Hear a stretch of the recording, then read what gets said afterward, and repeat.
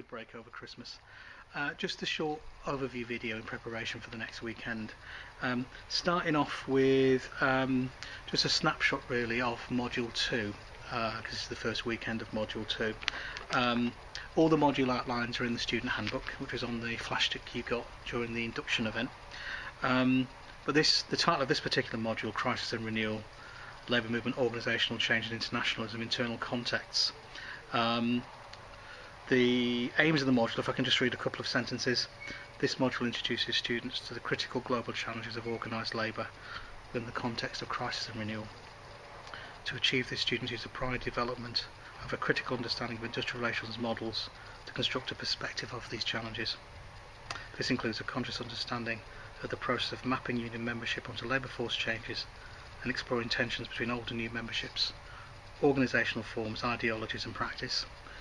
In essence, and you would have heard me say this either in other videos introducing the MA or when you came along to the open day, Module 2 is very much, once we've mapped out the challenges to organised labour in Module 1, Module 2 is very much can trade unions respond to those global challenges?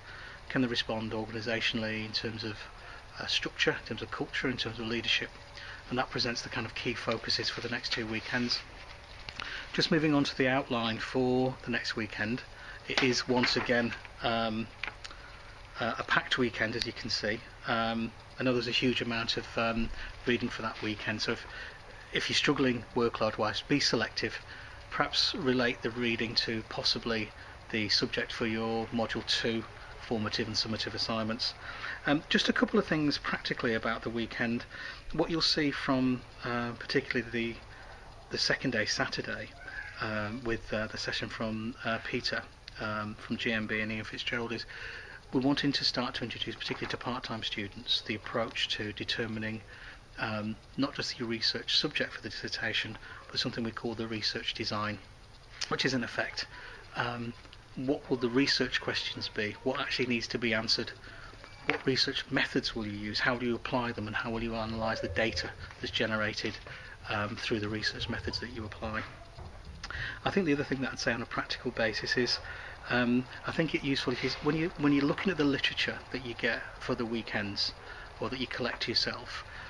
Often it will talk about the research methods used to construct that particular piece of reading.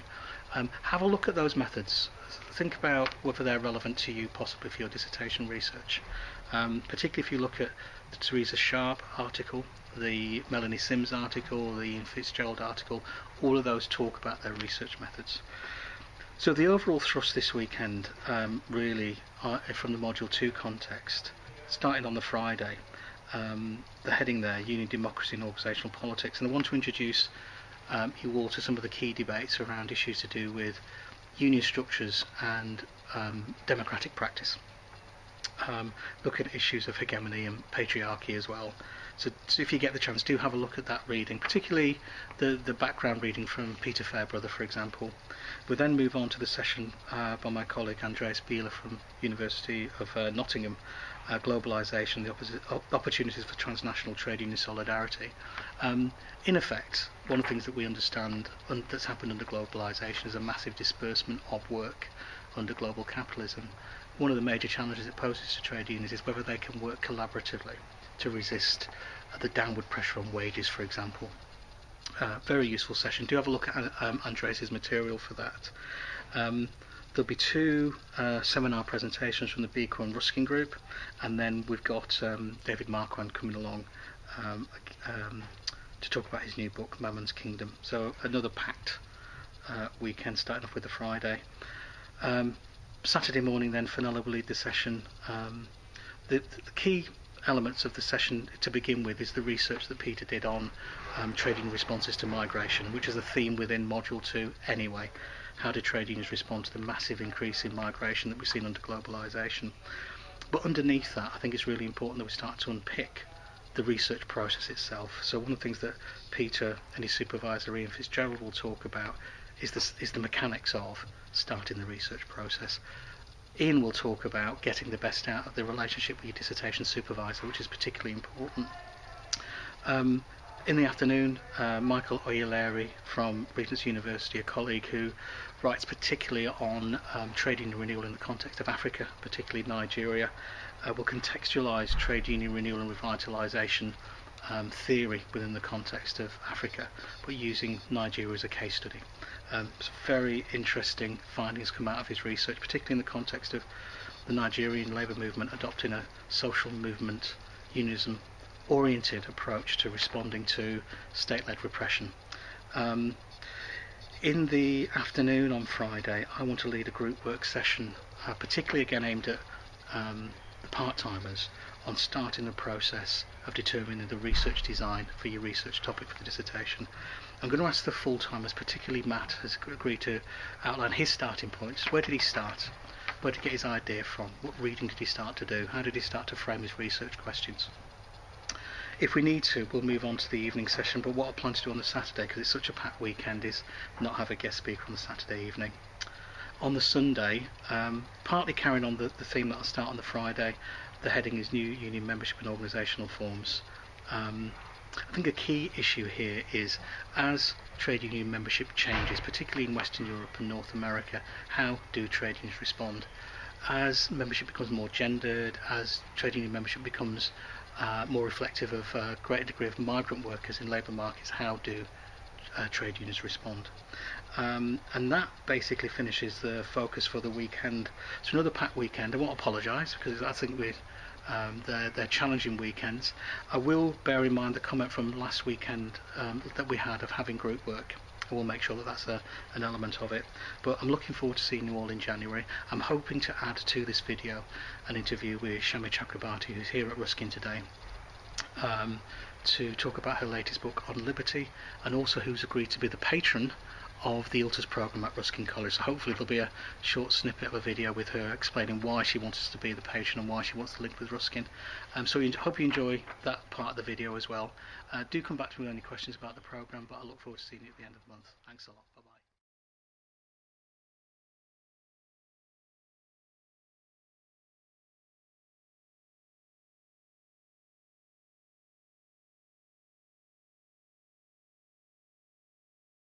Particularly proud to be here. I'm here to talk. I'm not going to bang on about my book, but I've brought it, and we called this On Liberty because, in a sense, I've told my liberty story in this book.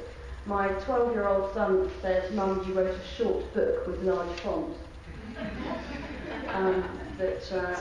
There you go. He's a snotty middle-class kid. He's getting his education on a plate too. Good luck to him. But in a sense, I have attempted to sort of tell my liberty story, my human rights story, in this book. It's only a sort of 100 and something pages, something like that, and it has the Human Rights Act at the end of the book. Something I talked a little bit with my editor about. He's like, well, you know, if you put the Human Rights Act at the end of your book, you know, it's going to take up quite a few pages, perhaps we should edit it. No, that's what the government wants to do. We're going to put the text of the Human Rights Act at the back of this book, because most people in this country, and in the back, have not read their own modern Bill of Rights. And we'll talk, I'll talk for a bit, and I hope that we'll have questions and comments and discussion. And by the way, I'm not strict about questions. I'm quite happy for questions to be, genuine questions that require an answer, or comments, rude as you like, that don't require an answer. Or my favourite, by the way, which is the comments dressed up as a question. You know what I'm talking about. And the way to do that is just lift your voice at the end of the sentence, as if you're, Australian or something like that. Don't you agree that what you just said is a load of old drivel?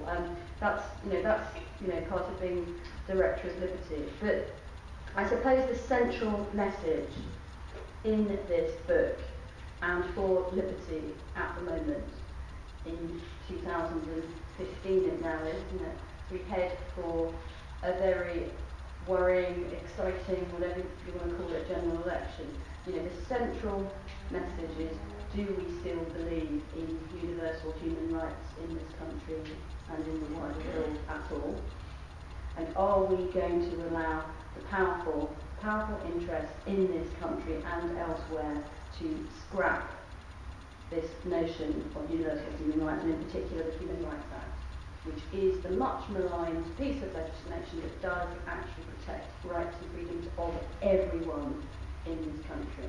Not just British nationals, not just taxpayers, not just rich people, not just, but every human being in this country. And that is one of the many things that is at stake in this spring's general election. And I wrote this book in time for Liberty's 80th anniversary, which was last year, and it was published on the 2nd of October of last year, a few months ago, which happens also to be the day that in 2000 the Human Rights Act was brought into force. And the day after this book was published, the Lord Chancellor and Justice Secretary, Mr. Grayling, announced the Conservative Party's plans to scrap the Human Rights Act and replace it with a British Bill of Rights, which would be fine, I suppose, if it was just giving it a makeover and wrapping it in the Union Jack, if that's how you like your books wrapped.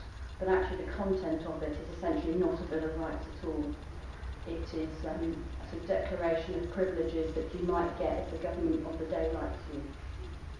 And that's really what's at stake, and that's really what this story is pointing to and challenging people with.